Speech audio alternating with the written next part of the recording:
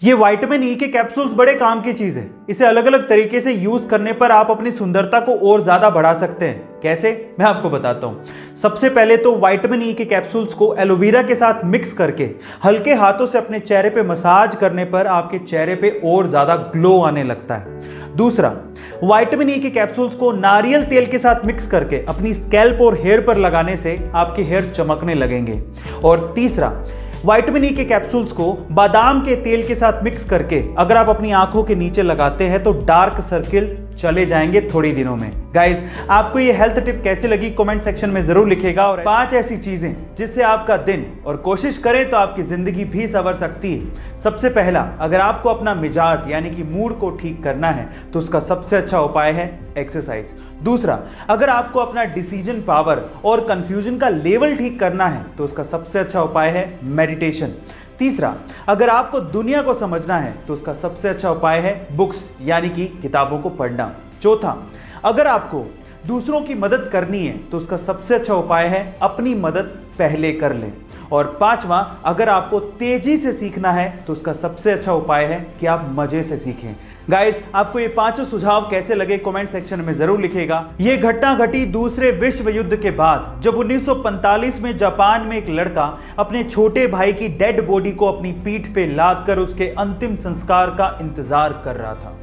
अपने छोटे भाई की मौत के बाद उसे रोना आ रहा था, लेकिन अपने होठों को काट कर वो अपने इमोशंस को कंट्रोल कर रहा था। तभी एक गार्ड ने उस लड़के से कहा कि तुम ये भार मुझे क्यों नहीं दे देते। तो उसके बाद जो लड़के ने जवाब दिया वो जापान में इतिहास बन गया। उस लड़के ने कहा कि ये कोई सामान नहीं है, ये मेरा भाई है।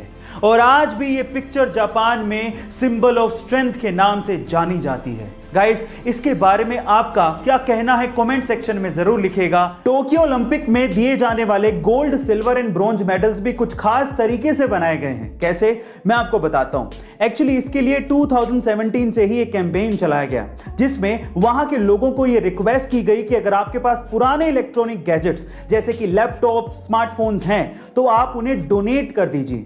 लोगों ने इसमें बढ़ चढ़ के हिस्सा लिया, जिससे 78,000 टन यानी कि लगभग 63 लाख से भी ज्यादा लैपटॉप्स एंड स्मार्टफोन्स इकट्ठे किए गए।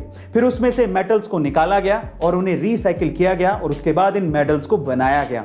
इस प्रोजेक्ट को टोक्यो 2020 मेडल प्रोजेक्ट का नाम दिया गया था। गाइस, क्या इसके पहले तक की इंफॉर्मेशन आपको पता थी? और अगर नहीं पता थी तो कमेंट सेक्शन में जरूर लिखिएगा। गाइस, अगर आपको स्वस्थ और लंबा जीवन जीना है तो उसके लिए तिब्बतियों की कहावत सुनिए। तिब्बतियों के अनुसार अगर आपको हेल्दी और लॉन्ग लाइफ चाहिए तो उसके लिए आपको दिन भर में जितनी जरूरत हो उसका सिर्फ आधा ही खाना चाहिए। खाना खाने के बाद आपको दुगना यानी कि डबल घूमना चाहिए। पूरे दिन भर में 3 गुना हंसना चाहिए और हमेशा खुश रहना चाहिए। और सबसे इंपॉर्टेंट, दुनिया में हर किसी से अनगिनत प्यार करना चाहिए। अगर आप ये सारे काम करते हो तो आप हमेशा खुश रहोगे और लंबा जीवन जियोगे। गाइस, आपको तिब्बतियों की कहावत कैसी लगी कमेंट सेक्शन में जरूर लिखिएगा। और ऐसे अमेजिंग वीडियोस के लिए शेयर, सब्सक्राइब एंड लाइक। मिलते हैं अगली वीडियो में।